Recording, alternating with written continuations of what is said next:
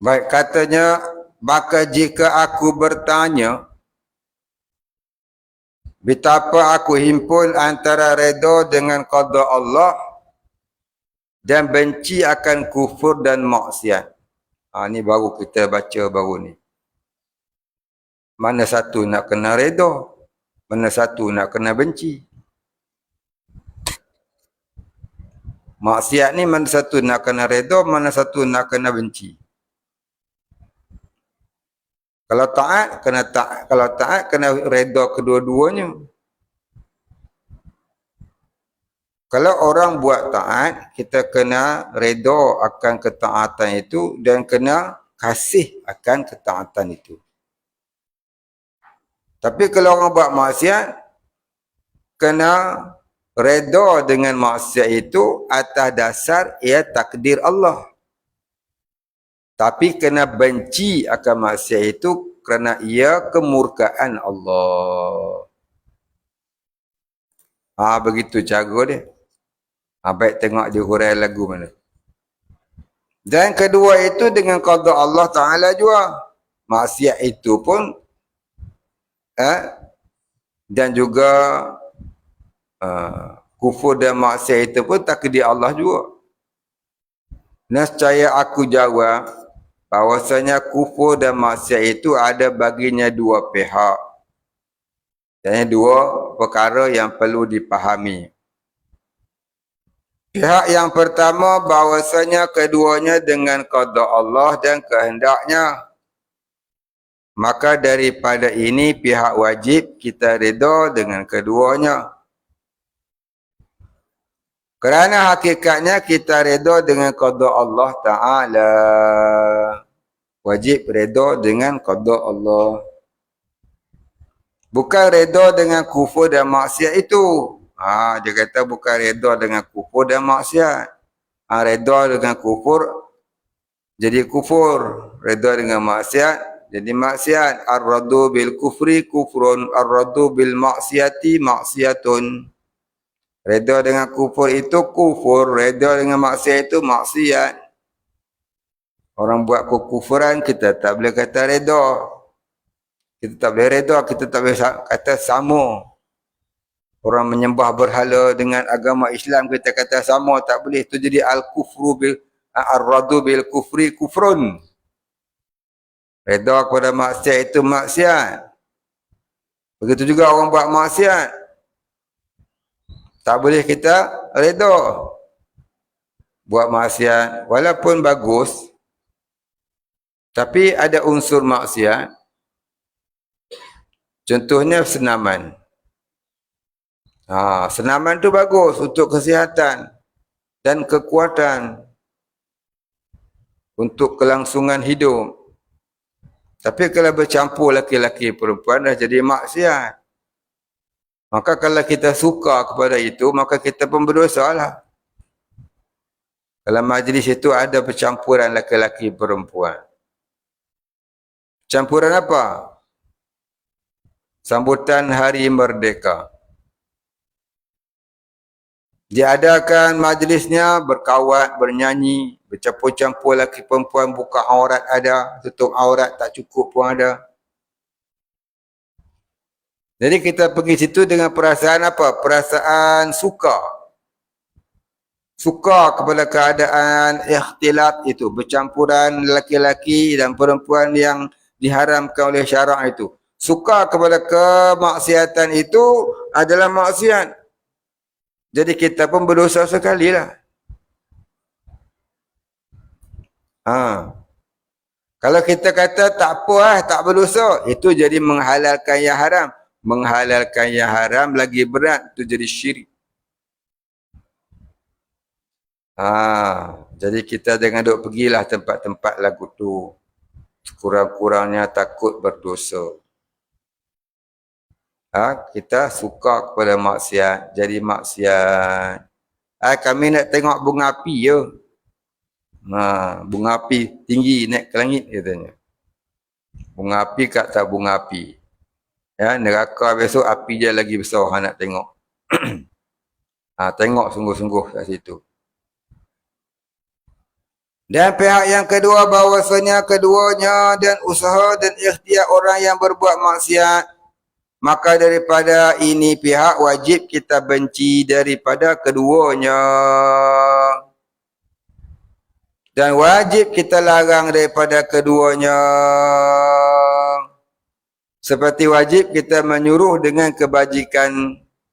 Karena bahawasanya redha dengan benci itu tiada berlawanan keduanya apabila ada keduanya pada dua pihak yang berlawanan.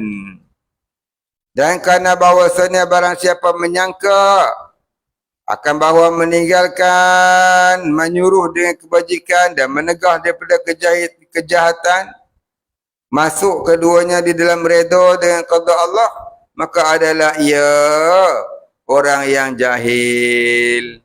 Kerana setengah daripada qada Allah Ta'ala itu wajib menyuruh dengan kebajikan dan wajib melarang daripada mungkar. Dan jika engkau bertanya, betapa aku redha dengan bala, yakni bencana, malapetaka, dan adalah bala itu pekerjaan yang dibenci, yang tak disukai oleh nafsu. Nescaya aku jawab dengan bahawasanya benci akan bala itu dengan tabiat kejadian fitrah manusia tak sukalah pada bala ni.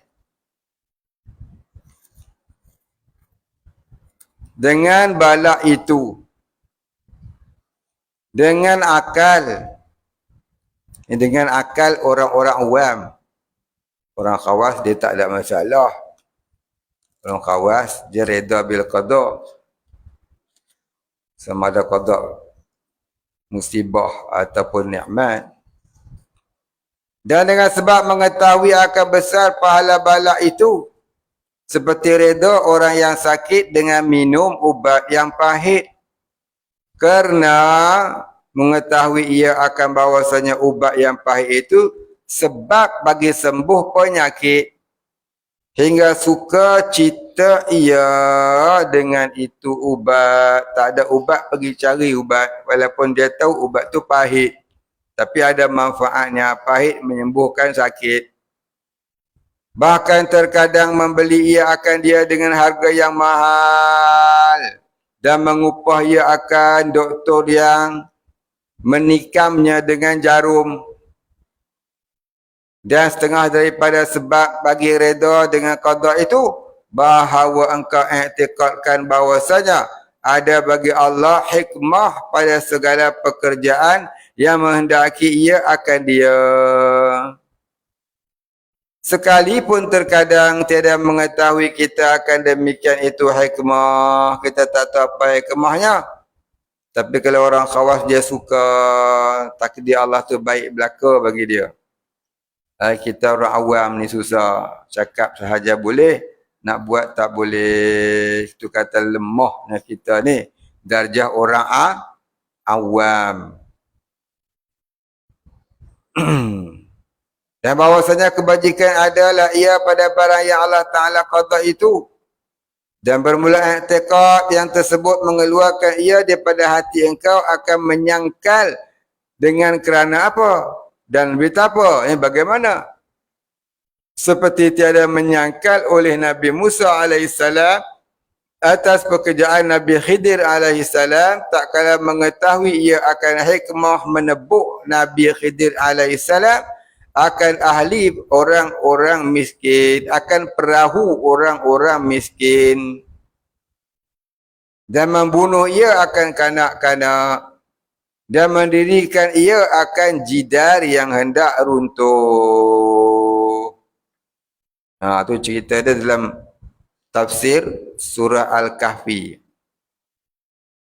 Bagaimana satu ketika Nabi Khidir, Nabi Musa berguru dengan Nabi Khidir. Dia kata kalau kau nak berguru dengan aku, kau jangan tanya apa aku buat. Kalau kau tanya jadi batal. Nabi Musa kata tak apalah, aku setujulah. Dia pun ikutlah Nabi Khidir ni. Satu ketika Tengah-tengah naik sampan, dia tebuk ni sampan. Sampan Nabi Khidir. Orang Nabi Musa marah. Ha? Kenapa kau tebuk? Nanti tenggelam lah. Berawing. Akan kau kabar, jangan kau tanya. Lama. Ya, terjumpa dengan Lanun. Lanun tengok perahu tu. Lanun tu tak jadi nak samun. Dia belah gitu je. Kali kedua, dia jumpa satu orang budak, dia bunuh budak tu. Dia tanya dia, kenapa aku bunuh budak ni? Dia kan ada dosa. Dia kata, dua kali dah ni kau tanya ni. Kan khabar tu jangan tanya. Oh, tak mau tanya. Sampailah satu ketika dia jumpa pula dinding. Dinding yang runtuh. Dia repair bagi elok-elok balik. Maka dia tanya lagi, siapa pula kau repair dinding ni? Tanya lagi. Wahai Musa, kata Nabi Khidir, 3 kali dah kau tanya, maknanya kita sekat ni je lah. Tak boleh dah lah. Adapun, dia pun jawab soalan-soalan Nabi Musa. Adapun perahu yang aku tebuk tu, kerana aku tahu, perahu itu akan bertemu dengan sekumpulan Lanun. Kalaulah Lanun tu tengok sampan ni cantik, elok, tentu mereka akan rampas sampai ni dan dibunuh semua penumpang-penumpang perahu itu. Sebab itulah aku tebuk. Yang kedua, sebab apa aku bunuh kanak-kanak itu? Sebab kanak-kanak itu nanti bila dewasa dia akan derhaka mak bapak dia. Dan yang ketiga, kenapa aku mendirikan jidar? Kerana di bawah jidar dinding itu terdapat selonggok harta untuk anak yatim. Jadi Nabi Khidir dia menjalankan perkara itu atas dasar ilmu laduni yang ia perolehi, ilmu kasyaf yang dia perolehi dari Allah. Jadi kita orang awam tak boleh menghukum dengan ilmu kasyaf, tak boleh. Kita nak menghukum dengan ilmu kasyaf tak boleh. Tapi Nabi Khidir boleh. Atas dasar apa? Atas dasar itu kehendak Allah. Allah yang memilihnya untuk menghukum. Baik, sekat dulu kita berhenti. Wallahu a'lam. Al-Fatihah. A'udzubillahi minasyaitonirrajim. Bismillahirrahmanirrahim. Alhamdulillahi rabbil alamin. Ar-Rahmanir-Rahim. Maliki yawmiddin. Iyyaka na'budu wa iyyaka nasta'in. اهدنا الصراط المستقيم صراط الذين أنعمت عليهم غير المغضوب عليهم ولا الضالين بسم الله الرحمن الرحيم الحمد لله رب العالمين والصلاة والسلام على أشرف الأنبياء والمرسلين وعلى آله وصحبه أجمعين اللهم اغفر لنا ذنوبنا وارحمنا وأنت الغفور الرحيم اللهم اغفر لنا ذنوبنا ولوالدينا وارحمهم كما ربيانا صغارا ولمشايخنا وللمسلمين أجمعين برحمتك يا أرحم الراحمين اللهم نور قلوبنا بنور معرفتك يا فتاح يا رزاق افتح لنا فتحا قريبا كما فتحته على أنبيائك وأوليائك وعبادك الصالحين وصلى الله على سيدنا محمد وعلى آله وصحبه أجمعين سبحان ربك رب العزة عما يصفون وسلام على المرسلين والحمد لله رب العالمين.